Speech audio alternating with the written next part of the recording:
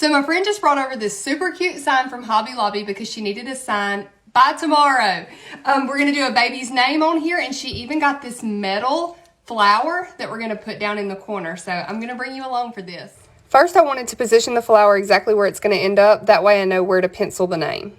Now I'm going to come in with my pencil and draw the bones of the lettering, as I like to call it. These will act as my guide whenever I come in with my paintbrush. I decided to go with this apple barrel elephant gray, and I'm using a round brush that I got from Hobby Lobby. So the deal with the round brush, the brand of this one is called The Fine Touch, and it's number 6 in their round brush set. Again, I got it at Hobby Lobby, but really what I wanted to tell you is that round brushes are really good for lettering because they just allow you to get a lot of paint on the brush, and I feel like that's one of the keys whenever you do the lettering with the paintbrush. Because, you know, I'm really used to my paint pens, and I'm not going to lie, this is a lot harder than using a paint pen because you really have to pay attention to the pressure that you are applying. So the goal for these paint brushes is to load them up. You see that I keep going back to my palette multiple times, and I'm loading that brush down with paint. You want to get a good thick amount, and I'm constantly, like you just saw me dip again, I'm constantly dipping in that and trying to keep the brush as loaded as possible. If you've ever taken any of my classes or just watched my tutorials, then you know I usually do a method of faux calligraphy where you know that we go thicker on our downstrokes and thinner on our upstrokes, and the faux calligraphy allows us to draw lines and mimic that kind of.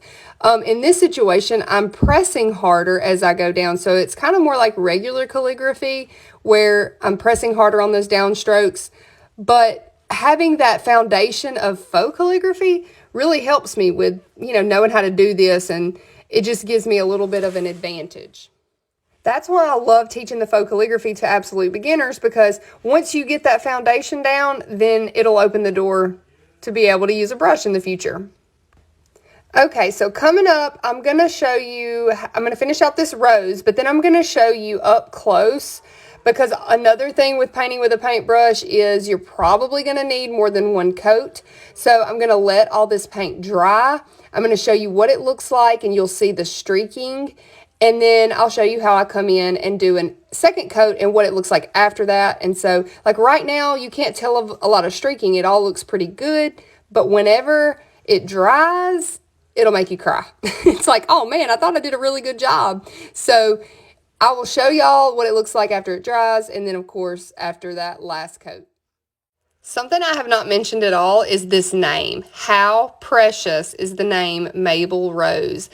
When she asked me to make it, I was like, oh my goodness, what a sweet Southern name. If you don't know, I'm from Louisiana, so it just sounded so cute to me.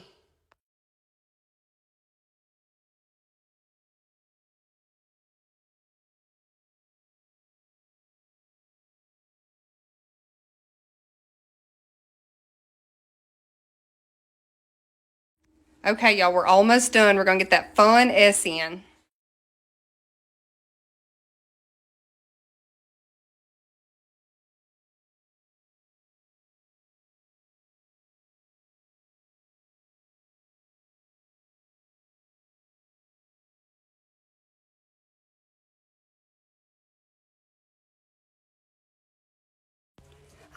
Okay, here we go. It's all dry, and look at those streaks. I'm going to go ahead and come back in for that second coat, and you'll see what it looks like when it gets done.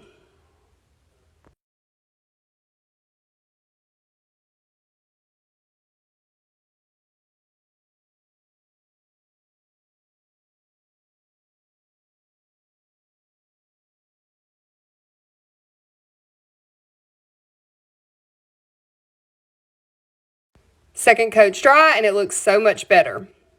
Now we grab the hot glue gun, got that flower on, and it is done.